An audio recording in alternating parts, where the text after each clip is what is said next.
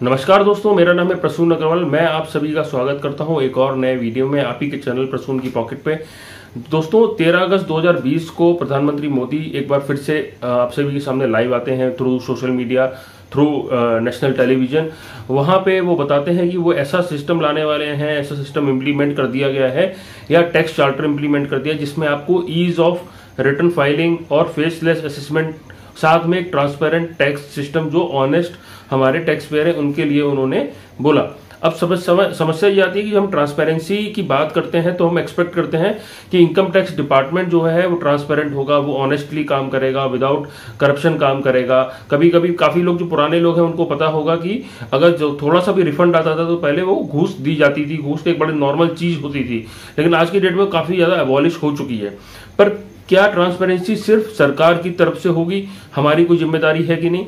यहाँ पे वही चेंजेस करे गए हैं जहाँ पे हमें अपनी जिम्मेदारी का एहसास दिलाया गया है कि आपको भी ट्रांसपेरेंसी में पार्टिसिपेट करना है, यानी अपना डेटा देते वक्त आपको ट्रांसपेरेंट होना है। इसलिए 26AS जो फॉर्म है जिसको जाना जाता था जनरली टीडीएस को लेके कि आपका कितना टीडीएस कटा है, सैलरी में कितना टीडीएस कटा है, बिजनेस में अगर आपने कोई सर्विसेज दी है तो वहां कितना टीडीएस कटा है, प्रोफेशनल सर्विसेज में कितना टीडीएस कटा है, मतलब बेसिकली कितना पैसा आपको टीडीएस के तौर पे कटा है, वो जानकारी के लिए जो 26AS फॉर्म होता था अब उसको एक तरीके से एसएफटी बना दिया गया है, स्टेटमेंट ऑफ फाइनेंशियल ट्रांजैक्शंस बना दिया गया है।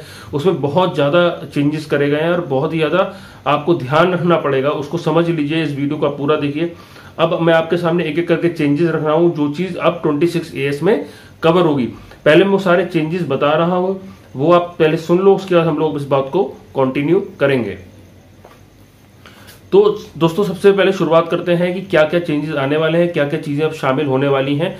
तो सबसे पहला है payment of education fees donation above 1 lakh. अगर आप अपने किसी भी बच्चे का या सारे बच्चों का भी मिला के 1 लाख रुपए से ज्यादा का डोनेशन अगर आप दे रहे हैं या एजुकेशन फीस दे रहे हैं या फिर कहीं डोनेशन दे रहे हैं तो वो जो है सारा 1 लाख के ऊपर है, तो वो आपका इसमें 26AS में दिखेगा।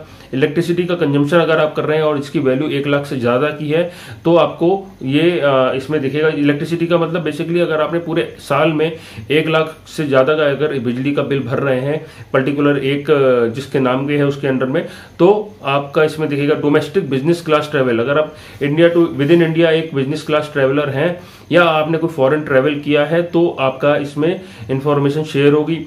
होटल का पेमेंट अगर आप 20,000 रुपए से ज्यादा का पेमेंट कर रहे हैं तो ये डिटेल्स आएगी। अगर आप ज्वेलरी खरीद रहे हैं, व्हाइट गुड्स, मार्बल, पेंटिंग या इस तरीके का कोई प्रोडक्ट खरीद रहे हैं तो अगर आपने 1 लाख रुपए से ज्यादा का वो प्रोडक्ट खरीदा है या कलेक्टिवली भी 1 लाख रुपए से ज्यादा का खरीदा है तो आपकी इंफॉर्मेशन इसमें शेयर होगी। White goods basically home appliances के केस में बोलते हैं इसको व्हाइट गुड्स का मतलब, आप जाके इसकी गूगल पे डेफिनेशन देख सकते हो कि क्या होता है व्हाइट गुड्स। बेसिकली अगर आपने डिपॉजिट करा है अपना करंट अकाउंट में 50 लाख रुपए से ज्यादा, करंट अकाउंट में 50 लाख रुपए से ज्यादा अगर एक साल के अंदर डिपॉजिट करते हो आप तो आपका डिटेल्स इसमें आएंगी। और नॉन करंट अकाउंट कौन से होते हैं? सेविंग्स बैंक अकाउंट आप एग्जांपल ले सकते हैं, उसमें अगर 25 लाख रुपए का अगर आप डिपॉजिट करते हो तो इसमें इंफॉर्मेशन दिखाई देगी। पहले ये लिमिट जो थी 25 लाख रुपए वाली वो 10 लाख रुपए की थी। प्रॉपर्टी टैक्स अगर आप देते हो 20,000 रुपए से ज्यादा, लाइफ इंश्योरेंस प्रीमियम देते हो 50,000 रुपए से ज्यादा, हेल्थ इंश्योरेंस प्रीमियम देते हो 20,000 रुपए से ज्यादा, या आपका शेयर ट्रांजैक्शन, डीमेट ट्रांजैक्शन काफी बड़े लेवल पे हैं, तो ये सारी चीजें आपको इस एसएफटी यानी statement of financial transactions 26AS में आपको दिखेगा।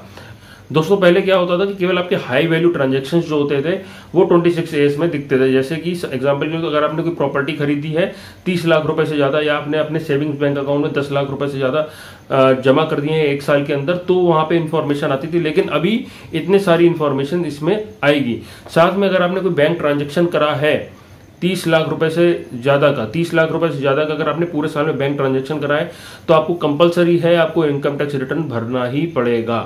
साथ में अगर आप प्रोफेशनल्स हैं, प्रोफेशनल कौन से होते हैं? डॉक्टर्स, एडवोकेट, चार्टर्ड अकाउंटेंट्स, या आप आर्टिस्ट हैं कोई, तो अगर आपका टर्नओवर 50 लाख रुपए से ज्यादा है तो आपको कंपलसरी फाइल करना पड़ेगा रिटर्न। अगर आप रेंट देते हैं 40,000 रुपए से ज्यादा का तो आपको कंपलसरी फाइल करना है रिटर्न। तो ये तो सर दोस्तों थी, मैंने आपको बता दी कि जो डिटेल्स थी, जो चेंजेस आए।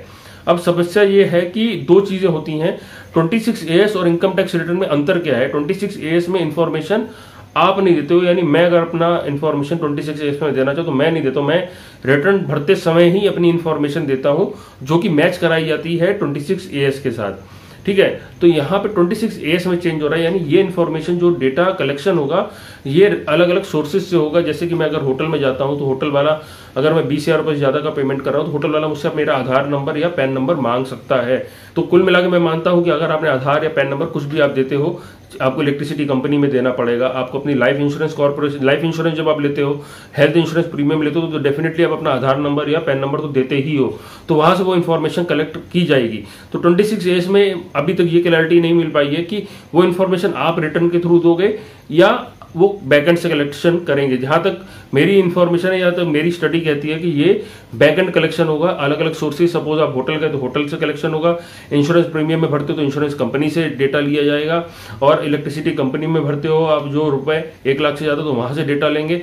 बैंक्स में अगर आप रुपए जमा करते हो तो बैंक्स में ऑलरेडी एनुअल इन्फॉर्मेशन रिटर्न जाती है तो वहां से वो डेटा उनको मिल जाएगा। तो एजुकेशन फीस के केस में भी सेम हो सकता है। अगर उनकी एजुकेशन फीस मालूम है साल का 1 लाख रुपए से ज्यादा का है तो वो आपसे पैन नंबर मतलब पेरेंट्स के पैन नंबर डिमांड कर सकते हैं। तो ये तो हो गया डेटा कलेक्शन। अब इसकी मैचिंग कैसे होगी, आपसे यही similar information income tax return में डालने के लिए बोला जाएगा। क्या आपने यस और नो टाइप में, क्या आपने पूरे साल में बिजनेस क्लास में ट्रैवल किया है क्या? तो अगर आप एक डोमेस्टिक बिजनेस क्लास ट्रैवल आपने किया, अगर आपने वहां पे नो कर दिया और एक्चुअली आपने किया है और आपकी एयरलाइंस ने डेटा इनकम टैक्स को दे रखा है कि हाँ भाई आपने साल में 2 बार, 1 बार, 3 बार बिजनेस क्लास ट्रैवल किया। जैसे मैंने एक फरवरी 2020 में जब मैं लद्दाख गया था तो वहां पे मैंने बिजनेस क्लास ट्रैवल 1 बार किया था, लेकिन वो इस फाइनेंशियल ईयर के लिए नहीं था, 2021 में नहीं था, वो 1920 में था। अगर मैं वहां पे मान लीजिए नो कर देता हूं और ट्रैवल कंपनी, एयरलाइंस कंपनी कह देती हाँ भाई ये आदमी, ये पैन नंबर का आदमी तो यहां से यहां बिजनेस क्लास में ट्रैवल किया, तो वहां पे मेरी रिटर्न में मिसमैच हो जाएगा और मुझे रिटर्न को रिवाइज करने के लिए बोला जाएगा। बाद में पेनल्टी प्रोसीडिंग्स भी आ सकती हैं, या क्या प्रोसिक्यूशन प्रोसीडिंग्स या पेनल्टी प्रोसीडिंग्स, या क्या गवर्नमेंट उसमें एक फाइन का सिस्टम लेके आती है, वो बात की बात है। लेकिन कुल मिला के मेरा डेटा जो है दोनों तरफ से मेरी इंफॉर्मेशन जो मैं दूंगा और गवर्नमेंट जो बैकएंड से डेटा कलेक्ट करेगी वो मैच होनी चाहिए। अब समस्या ये है कि ये इतना वाइड इन्होंने सर्कुलेशन किया है, मतलब इतने छोटे लेवल पर ट्रांजेक्शन्स इन्होंने रीच कर दिए हैं कि हेल्थ इंश्योरेंस जो 20,000 रुपए का मतलब है, अगर आप मियाँ बीवी और 2 बच्चे अगर मैं कैलकुलेट कर लूँ, MBBS जिसे बोलते हैं, मियाँ बीवी बच्चे समेत, तो मतलब अगर आपके 2 बच्चे हैं और आप पति पत्नी हो तो 4 लोग जो अगर आप हेल्थ इंश्योरेंस प्रीमियम लोगे तो 20,000 रुपए से ज्यादा बड़े आराम से क्रॉस हो जाता है। सिमिलरली लाइफ इंश्योरेंस प्रीमियम 50,000 रुपए से ज्यादा नॉर्मल, अगर आप फैमिली में अगर 2 से 3 इंश्योरेंस आपने लिए हुए हैं, टर्म इंश्योरेंस या मैच्योरिटी के टाइप का, तो आपका वो जो चीज है वो ऑलरेडी इससे 50,000 के प्रीमियम ऑलरेडी क्रॉस कर जाएगा। तो ये 1 लाख की एजुकेशन फी बड़ी नॉर्मल है। आज की डेट में एजुकेशन इतनी महंगी हो चुकी है इंडिया के अंदर।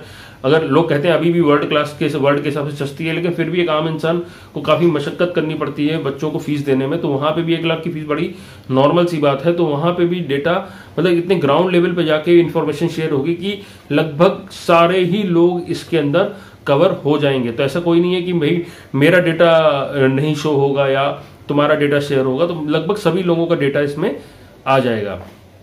तो ये थी ट्रांसपेरेंसी की बात। मैंने आपको इन्फॉर्मेशन दी है तो आपको अपने ट्रांजैक्शंस पर काफी ध्यान देना होगा, सजग रहना होगा कि ऐसा नहीं है क्योंकि आप गलत ट्रांजैक्शंस कर रहे हो।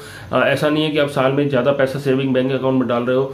साल में ऐसा नहीं होना चाहिए कि आपका जो अनअकाउंटेड मनी या बोल देते हैं, या फिर चलो यार मेरा दोस्त ने मेरे को पैसा दिया है कैश में और चलो मैं जो हूँ उसको चेक से पेमेंट कर देता हूँ क्योंकि उसने कहीं कैश लाया तो उसके अकाउंट में डालना है। तो इन सब बातों का, छोटी छोटी बातों का आपको बहुत ध्यान देना पड़ेगा। मैं अपने दोस्त का प्रीमियम पेमेंट कर देता हूँ अपने क्रेडिट कार्ड से, अपने डेबिट कार्ड से। तो ये सारी चीजें आपको बहुत ध्यान रखनी पड़ेंगी कि कहीं ऐसा ना हो कि आपने अपने दोस्त का 40,000 रुपए का प्रीमियम दिया और आपने अपना खुद का भी 40,000 रुपए का प्रीमियम दिया, तो आपका वहां से इन्फॉर्मेशन कोई फ्लो हो जाए। तो ये सब चीजें को बहुत ज्यादा ध्यान आपको देना है कि किस तरीके से आपको अपने फाइनेंशियल्स मैनेज करने हैं। तो दोस्तों बताना ये कैसा लगा आपको, वीडियो कैसा लगा 26A की इन्फॉर्मेशन जो मैंने आपको दी। अगर अच्छा लगा है तो वीडियो को क्या करना है, आपको लाइक करना है, चैनल को करना है सब्सक्राइब और अपने दोस्तों के साथ इस वीडियो को करना है शेयर, ताकि इन्फॉर्मेशन सभी तक सही समय पर पहुंच जाए। बाकी के लिए आप सुरक्षित रहें, घर पे ही रहें, जरूरत ना हो तो बाहर ना निकलें। बाकी जय हिंद, वंदे मातरम।